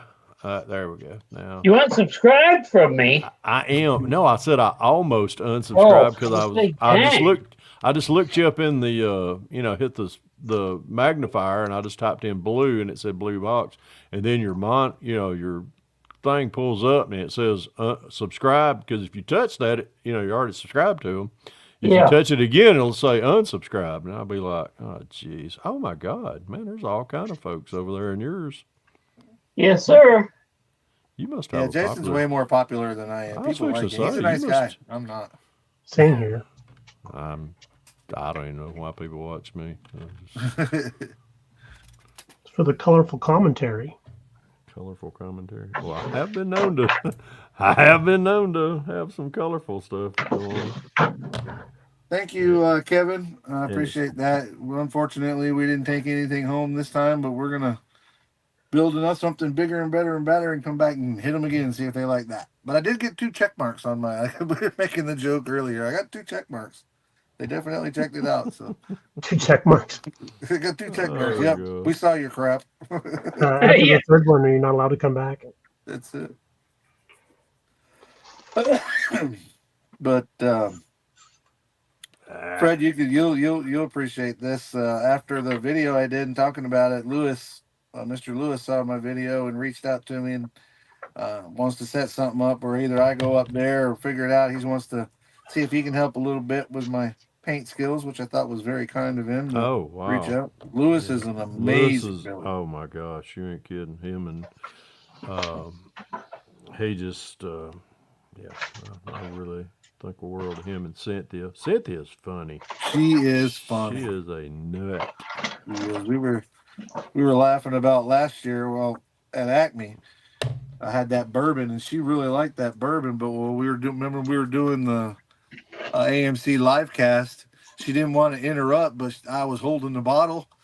So the next thing I know, from out of nowhere, here comes this little hand holding a glass. I can't see who it's connected to, but I'm pretty sure I know who it is. So I just filled up her glass and she pulled it back out. It's pretty funny. Oh, thank you all. When we were all in there doing a group picture after the show, we was all in there, and she was she had somebody's phone, and she was like, "All right, that deep Colombian accent she's got." She was like, "Okay, everyone, look at the birdie," and she was shooting a bird. Yep, I was like, "Oh my God, girl!" Yep. Oh my. An entertaining person, definitely. For sure. Yes. For sure. And Lewis is just such a quiet guy. Those two Mustangs that he built, man, oh my God. Those things are stunning. Those are off the chain. He did a he took one of Miguel's from Miguel Hidalgo's files. Miguel printed him up a 30, I think it was a 37 Ford, and oh my God, that thing was just beautiful. But it's the one that Miguel printed up and sold the entire kit as a whole, and he just did that justice with that one. Miguel is Miguel's renderings. Yes. Were the inspiration behind the 54 Hudson that I built. Yeah, I remember you told me that. He did a bunch of renderings of them because you don't see much of it, right? But he had apparently either him or his dad had one when he was young or whatever, and he really he's really fond of them. Okay, I got to point this out, guys. Check this out. I didn't do it, I swear. Go to the instructions here. Hang on, BG. We're gonna pull you up on the big screen so we can see it. All right, there we go. All right, so do up all the interior stuff, right? And then they want you to put the body on the chassis down here. And then you flip the whole thing over and then start fitting out the underside of the chassis after everything's put together. Wow. That's different. It makes perfect sense, doesn't it? No, not at all. Not even a little bit. Ain't that something? I'm like, okay. I'm gonna whatever you say. You're the boss. I'll be back just in a minute. I got to pull a Jason like I did Jason the other night. Yeah. Oh man. Yeah, it was a good thing Fred was telling the short versions of the stories on Recording Friday. Yes, it was actually. I watched that show when he released it. That was funny, man. I laughed about that. It's a lot of fun doing that, but it's a hell of a lot more fun in person. Yeah, well, nothing will ever beat the Acme 10 questions with a modeler until somebody can come up with something better than those helicopter pasties for Sarge. Oh, if somebody comes up with something better, I hope it's not on that level. That is truly better, not just more disgusting and gut-wrenching. That was hilarious, though. That was funny. Cliff. Good old Cliff. Bless his heart. Bless his heart. Oh, boy. Prepare to be demonetized in 3, 2, 1. Hey, what's going on? Gotta love it, man. And then it seemed like, and maybe Pappy remembers, was it Kalinkowitz? Somebody came in after that, and they were having fun. Oh yeah, Kalinkowitz and a couple of his buddies, and oh god, they were hilarious. They were having fun too. Whew. Jason, that was payback. Yes. That was payback for Friday night, brother, wasn't it? Hey, Fred, I was just telling Jason that he was lucky you were telling the short versions of all your stories on Friday. Oh yeah, I can get long-winded, can't I? 6 a.m. to plus. But we had time to kill. We sure did. See as how Matt's power was off. Oh, it wasn't your fault at all, Fred. No, it wasn't. It was Matt's. Yeah, line was cut or something, wasn't it? Something like that. Yeah. Kevin, BG is working on a what is that? A Subaru rally car, BG? Oh, this is a Toyota. Here, let me show the box again.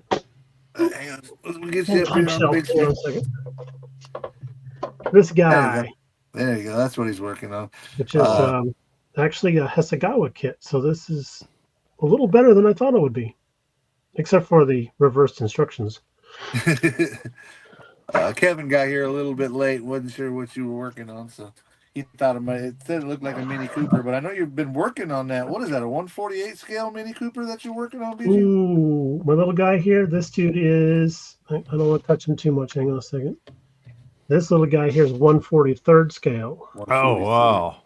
He is tiny. As a matter of fact, I did the interior just the other day, and I did a semi-gloss coat on this. Mm-hmm. That is teeny. It is teeny. I have to find a sewing, like a pin, and put that in there for the shift lever. There you go. Like a straight pin. That'll work perfectly for that. All right, Sluggo, be safe. Have a good night, buddy. We'll see you later. Thanks for stopping by and hanging out with us. See you, Sluggo. Enjoy it. Sluggo. Yes, Sluggo. All right, where'd my glasses go? There they are. Mike, I know you haven't seen this. You know, after we left JacksCon, I always get inspired after leaving JacksCon. Any model show, for all that matters. Well, I had a wild hair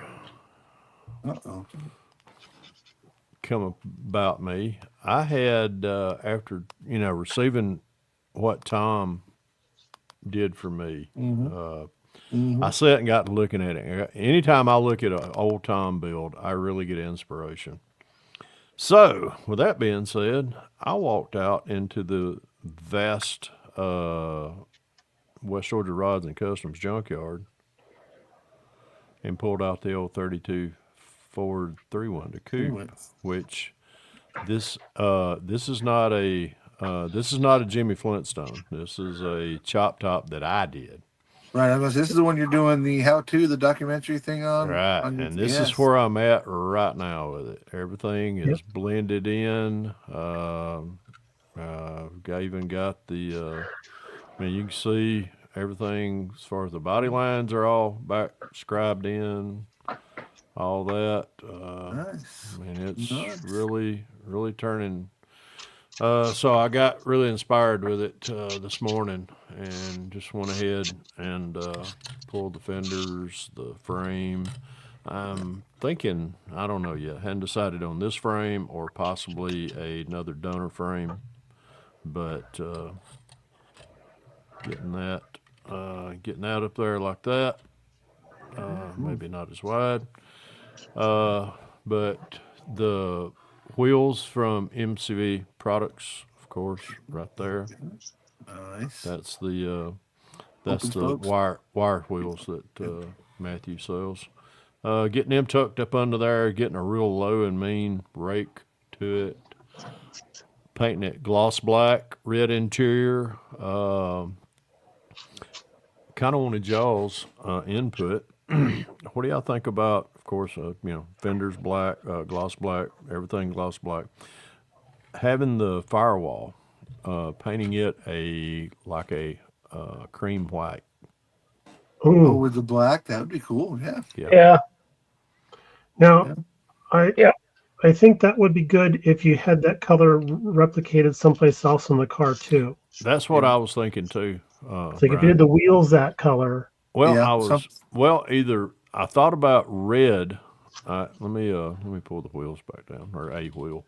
I thought about doing the spokes in red, and then this outer band right here, which is a separate piece, doing that chrome. No, doing that chrome. Okay. Well, I don't know. I'm up for suggestions, and then doing the center cap, of course, chrome. But that's a dang.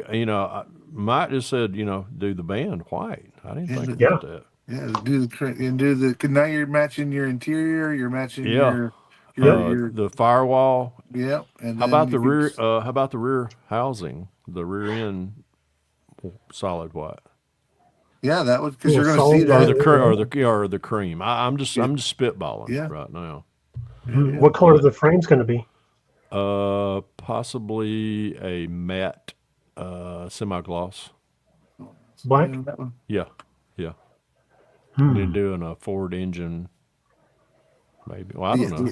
Maybe do the engine red. I mean, I don't know. I'm spitballing it right now. Yeah.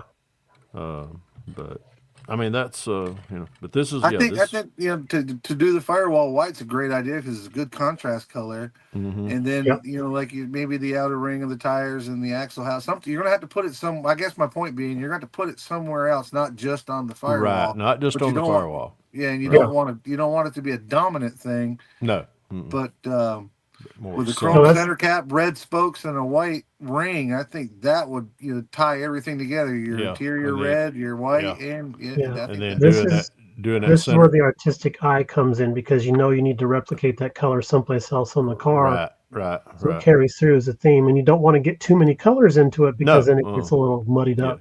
Gets a little busy. Brian, you remember remember one of the questions in 10 questions that you fielded to how many colors do you use on how many model? colors and that was kind of where I was leading that. I mean, there's you can I forget who said it gets busy.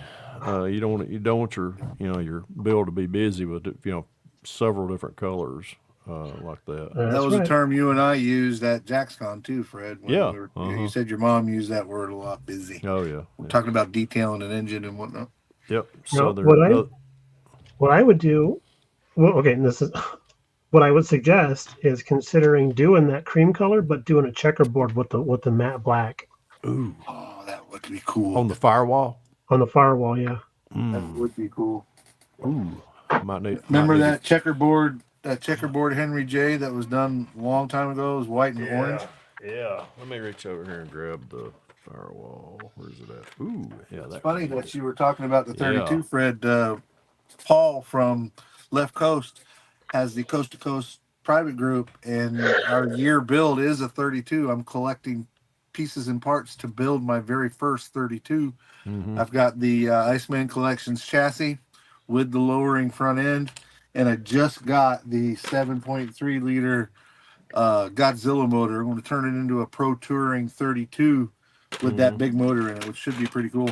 Oh yeah. Once you do your first 32, you go back. Kind of wanted to spitball that off y'all a little bit. I always like hearing what other like-minded builders would do with that. Let me get that out of the way. If you watch Jason's video this morning, he showed his 232s that he did. Yep. Mm-hmm. And that blue one looks really good, Jason. I really like that blue one. The blue one looks good, yeah. You gotta show the bad, the good, the bad, and the ugly, right? Right. That green one is bad and ugly. It looked good on camera, but I get it. Everybody said the 67 looked good, and then all I got was a check mark. So I don't know if it doesn't look as good as I thought it did. Check mark. Oh, God. I know where I made my mistake there. Tom was quick to point it out, but he's also quick to compliment me on how far I had come. That is true. That's good. Yeah, I didn't put enough clear coat on it. Is what it boils down to. But the paint didn't look like a golf ball, so I was happy about that part of it. There you go. I got a fever, and the only prescription is more clear coat. That's it. Next time, I'm just going to drop it in a 5-gallon bucket of clear coat, pull it out, and call it done. No, you can overdo that. You can. When you start losing details. That's right. Way too much. So what you're saying is you shouldn't do like the military guys do and dip it in a vat of future, exactly. like they do their canopies. Exactly. Oh, Jason's talking about military. Shots fired. Oh, he's crossing over to the other side. Yeah. All right, Tin Man. Good night, buddy. Good seeing you. Yes, Daytona's back on. Let me turn around and see. Subscribers. Ding, ding, ding, ding, ding. We're at lap 17 of 200. Oh, man. You guys are... yeah, they must be just getting started. That's going to be going for a while. I was fixing to say the lights are probably on at Daytona right now. They're probably getting their eyes adjusted. I was going to say, I would dare say so, because I can't see any light coming in through my window. So yeah, it's fixing to get... when I walked out for my little potty break just a minute ago, I opened the door, and that baked ziti met me right at the door. I was like, oh, that sounds good. Yes. I just hope we got some garlic bread now. Oh, I miss garlic bread. Oh, I do too. Well, he was talking about that early on before we went live. It was like, I ain't gonna say nothing about garlic bread. So that's right, because she'll send you to the store to get it. I'll be happy to. It ain't like a store just right up about 2 blocks up the road here. But I'll get in there and get lost. First thing I do is go to the bakery and like, hello, my friends. Yeah. That's me, man. I got a Publix right down the street from me, and every time she sends me there, I'm like, all right, I'll be back in 15 minutes. She said, no, you won't. You won't be back for a while. Right? No, you won't. We went out to dinner last night, and she always feeds me before we go to the grocery store. That way, I don't go through the grocery store and grab everything. Start just raking everything in the buggy. But as soon as we go into Kroger, of course, the first thing there is the vegetables, which I care less about them. And then the bakery, and she was like, "Keep your hands on the buggy the whole time." Yes, dear. And carrot cake. Oh, hello, carrot cake. Oh, apple fritters. Come on, fat boy. Well, see, I got a pat on the back and then a kick in the back of the head all at the same time. I came back from Publix yesterday evening, and I was going to get snacks. I wanted a snack, and she told me, "Man, stay away from the candies and all that." I'm like, all right. So I came back with a bag of apples, green apples. I love Granny Smith apples. Oh, yeah. And she was like, very good, right? As I pull them out, she's like super proud of me, right? Patting me on the back. Mm-hmm. And then right after that, I pulled out that half of, well, I don't know how big it is, but it's about 6 inches around, about 3 inches deep of caramel. She was like, that's what the fuck caught me in the back of the head. She's like, yeah, you don't need that. Like, oh, yeah, I do. Oh, yeah, I gotta have that. Mine is, well, of course. I mean, yeah, if it's sweet, I love it. But I always loved a Payday candy bar, and they don't make them little bitty thing. They make that buddy kind. It's about 8 inches long and about as big around as a Cohiba cigar. And I'm like, oh yes. Have you had one of the chocolate covered Paydays? Yes. Those are life changing. Yes. Yes. That was BD. You know what that stands for, Brian? Before diabetes. Before diabetes. Before diabetes. Yeah. Yep, I had that marked on my calendar also. BD. Yeah. Golly. Before the diabetes. It is. I mean, and just like Vicky and I was talking the other night, we were like, I did it to myself, and I'm just like, yeah, I did. Way to go, dummy. Well, I am genetically predisposed for that stuff, apparently. Because all of my family has had it. Yeah, mine too. My mother. Dad didn't have it, though. That was weird. My mom didn't have it, but she was a carrier, I tell you what. Yeah. Dad didn't have it, but my mother had it, and my brother, God bless his heart. Wait a minute, what was it? Oh, bless his heart. Bless his heart. But yeah, he's an epiphany of health.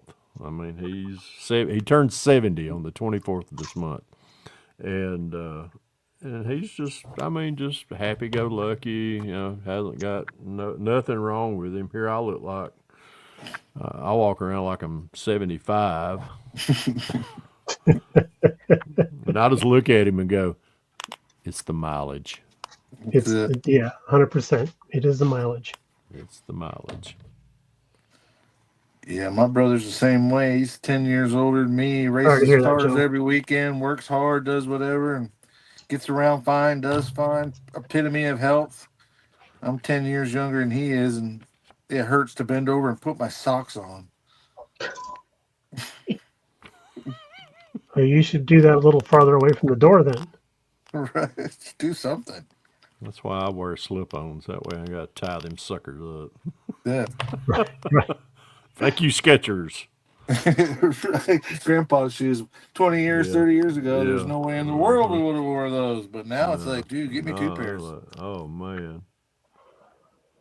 Got to buy one and get one playing. That's it. Can I get a discount? Absolutely. How old are you? Yeah. I don't know. Yeah. I got a senior citizen discount at the Del Taco earlier this last month. Oh, good. Nice. Cool. I'll take that 72 cents off my bill. Yes, sir. Me too. Oh, yeah. What's funny is I did it through the drive-through, so I'm like, "How did you know?" Right. Through the Sounded. Yeah, I was like, "Hey, what do I talk to? The little box? Hello, Okay, Grandpa. We'll get you a Linda? discount. Linda, who do I talk to? Linda." Let me tell y'all this little. Oh my God, I knew we'll forget this. This was before I even met. This was BV before Vicky. Before Vicky. Yeah, this is before Vicky. It was during my second marriage. I decided. Let's see, how old would I have been? Let's see, I've been with Vicky about 15 years now, so I'm 62. I was probably about in my mid 40s, and I decided I had an I had an '07 Dynawide Glide, so I figured I was going to take me a sabbatical and ride the Blue Ridge Parkway all the way. I couldn't get nobody to go with me, so I was just like, screw it, Me and my soon-to-be ex-wife, we were having problems at the time, and I hopped on come home from work, packed my Harley because she had her own. She didn't want to go, so packed my Harley and off we go on this little adventure. And the first stop was just right outside of Asheville on the Blue Ridge Parkway. It's a little town called Little Switzerland, North Carolina, and had a hell of a time. I mean, they had a bar there.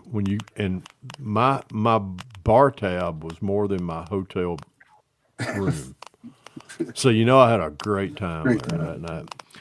Then the next night, I take on off, go up the Blue Ridge Parkway a little bit further, and I made it to Roanoke, Virginia. And I decided to stay at a Holiday Inn that night. And I pulled in off the Parkway, pulled into the Holiday Inn, walked in. I looked like a hell's angel. I had my chaps on, had short, sleeves was off, had my vest on. And I come in there and told them I wanted a room. Y'all got a bar? Yes, okay. So went in there and had dinner that night, stayed at the bar. Again, my bar tab was more than my room. And the next morning I get up and they slid the bill up under my door because I was getting ready to leave, and I looked, walked over there, grabbed the bill, picked it up, and it said room rate, such and such, bar tab, restaurant bill, adjusted rate, AARP. I'm like, you got to be damn kidding me. Do I look this rough? I walked over to the mirror, and I did look kind of rough. I had a 3-day growth beard, and I walk down. Anyhow, I take the bill. I go down. Of course, they're like, "Oh, good afternoon or good morning, Mr. Henry. How was your night stay?" And da da da da. So I was doing good till I seen this, and I slid the bill over with my driver's license too. And you'd seen the guy start doing the mental math, and he was just like, "Set the net up."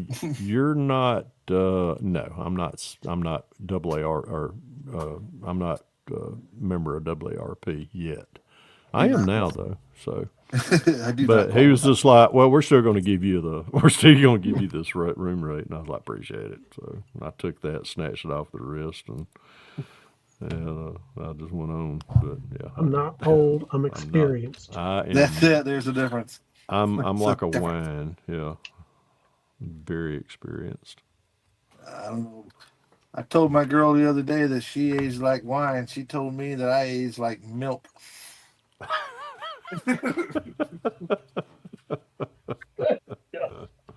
And I think she was 100% right. I can relate to that too. Mm-hmm. Well, gentlemen, we're creeping up on our 2 hours. Yes, sir. That way, we'll go ahead and do our sign-offs. We like to start with the new guys signing off first. Fred, you got any plugs, any shout-outs you want to do, or anything you want to I'd really like to thank everybody that puts up with me on all of my videos. Really do appreciate the support of not only just all of my subscribers, you guys especially. Mike, Jason, BG, y'all would just really mean the world to me. And helping my channel along the way. If it wasn't for y'all, I wouldn't be doing this. I mean, it's just like-minded friends like y'all. But everybody that's been watching the 10 questions, we plan on continuing this series this year. We're going to open up a couple of new doors of not just at shows. It'll be like what we did last Friday night with the Scale Model Car podcast guys, with that crew. We did a episode with them. We're going to open it up to a lot of the other podcasts that we watch regularly and see where that takes us. But if you see me at a show or anything like that, of course, I always ask for a shop card, sticker, and see if I am possibly going to be doing a 10 questions with a modeler. More than likely I will. And then throughout the year, I'm going to be asking for a lot of input from everybody out there that are YouTube content creators of questions that I might want to, that I might need y'all's help. I can't continue writing all these questions. I'm running out of material. But if you do send in something and I use it on the 10 questions modeler, I always make sure that you get the billing. When I say billing, it means I will let people know whose question this is, and I will pay it forward with that. But Mike, really do appreciate you having me on this evening. Absolutely. And I can definitely speak to you giving credit for questions asked, because if you watch the video where Mr. Henry is questioning the Scale Model Car podcast guys, Fred stumbled on his words a little bit and he started to say mini or little, and then if you look at everybody's face on the camera when they do it, especially my friend Jason's, they're like, oh no, here comes a question from Mike. Oh no, what's he going to ask? Oh my God. That's funny. And two, y'all, well, with me and BG, you get me and him together. We're up in the clouds. I mean, we're looking down on you guys. So, not because you're beneath us, it's because we're taller than y'all. Exactly right. But listen, Mikey, let me give you some advice. Next time you're in the same room as BG and Fred, do what I did at JaxCon. Get yourself a chair and then stand on it. Yeah, because there's nothing like standing next to Mr. BG in the center of the host hotel at Acme, and he calls himself the goalpost. And I'm like, well, if you're the goalpost, what am I? And he looks down and he looks over at his beautiful wife and he looks back at me and he says, the football. And I know that was something to do with my shape. Not so much my height, but my shape. I got to tell you, Mrs. BG refers to you as like, oh, you going to do a live stream of football today? Sure am. That's funny. That's funny. When I was at JaxCon, it was Fred and Brian. Brian and Matthew Inman, all tall guys, right? And they're like, hey, come in, we're going to go live. And I was like, hold on. We did a live. I climbed up on it. We did a live on my channel, and I sat down. Me and Matthew sit down in the chairs right there in the middle, and Jason comes up behind us, so we give him that moment of height right there. Yeah, that was good. Just a ball cap walking around in the background. If you remember last year, Fred, at JaxCon when we met for the first time, Fred was doing a live and he's holding the phone out. Not doing a live. Yeah, he was doing a live or was on somebody's live, something anyway. Yeah. And he's got the phone out here like this in front of him, holding it. And then he was like, oh yeah, because he's like, oh, there's Brian and maybe whoever was there, Papa Z, whoever was there. And he's like, oh yeah. And I was standing next to him and he was like, oh yeah. And he had turn the phone down and like, Mike's here too. I'm like, hi. Well, we're hanging out in the patio, me and Mike, right? And folks are just standing around, milling around stuff over at Acme. And I'm like, oh, so-and-so's here. And Mike's like, where? And I said, oh, so-and-so's here. He's like, who? Where? Like, over there. I can't. And he's like trying to look over people. What? It's like, just look in between them, man. Hold me up. Up. I just kept looking at him, hold him arm. Up, my child. Up, my child. Right. Let's just do a recreation of Dirty Dancing right here. Right. Mr. BG, you got anything you want to plug? Anything you want to say before we shut this thing off? Yeah. Thanks everybody for stopping by and hanging out with us for the couple of hours where we did a little bit of work. And Fred did his tutorial on bare metal foil there. But check me and Jason out and a couple of other guys that we like to talk to once in a while on the Scale Model Car podcast. And also watch more of this crap on BG's Model Workshop down here on the YouTubes. Yep. And Mr. Jason? Thanks everybody for tuning into these. It's been a huge success, Mike. It really, and it's a cool thing that we're doing. And I'm very happy that I was able to make it this week. I didn't think I was going to. So that's really cool. Just, you guys keep doing what you're doing out there. You're all awesome. This community is amazing. And I really appreciate all of you. So yes, it is. Absolutely. I want to echo what everybody said. Thank you, chat, for hanging in there with us and doing some building. I think I know the general plan for us was to hold our feet to the fire to get some building done and answer some questions and whatnot, and be able to have guys like Mr. Henry on and get some of their input and how they do things and kind of talk models. I think we all can sit around and talk models till forever if we wanted to, but just want to say thank you again to Fred. Thank you for stopping by. Thank you for having me. Appreciate it. Absolutely. I think Justin will probably be back next week. Mr. BG, what does it look like for you for next Sunday? You think you'd be available? Let me check my other brain here. Your other brain? My other brain. I left my other brain off because it usually tells me, "Hey, get up, fat boy, move." For the 23rd, I look like I am free and clear. All right, sounds good, man. We'll see if we can get you back on, Jason. And I'm glad that it didn't snow you out. It's never the same without you. But we get it. These things happen. We know how that goes. But Yep. Just want to take a second. You guys don't obviously, Jason and BG, but Fred, don't hang up just yet. We'll do a little behind the scenes after show stuff. But thank you again to chat. Thank you for everybody for showing up. Yep. And give that big thumbs up too, by the way. That's right. 2 big old thumbs ups. And we'll look forward to seeing you guys next week. But let me get my plug in. Don't forget Thursday nights, 8 p.m. Eastern Standard Time. Myself, Mr. Bruce, and Jason are be hosting the AMC Livecast. This week we will have Manny on there for the Thursday show as a guest. So look forward to having Manny on there, and hopefully we'll see you guys then. And if not, we'll see you next week. Y'all be good at it, and keep on modeling. See you guys. Peace. Laters.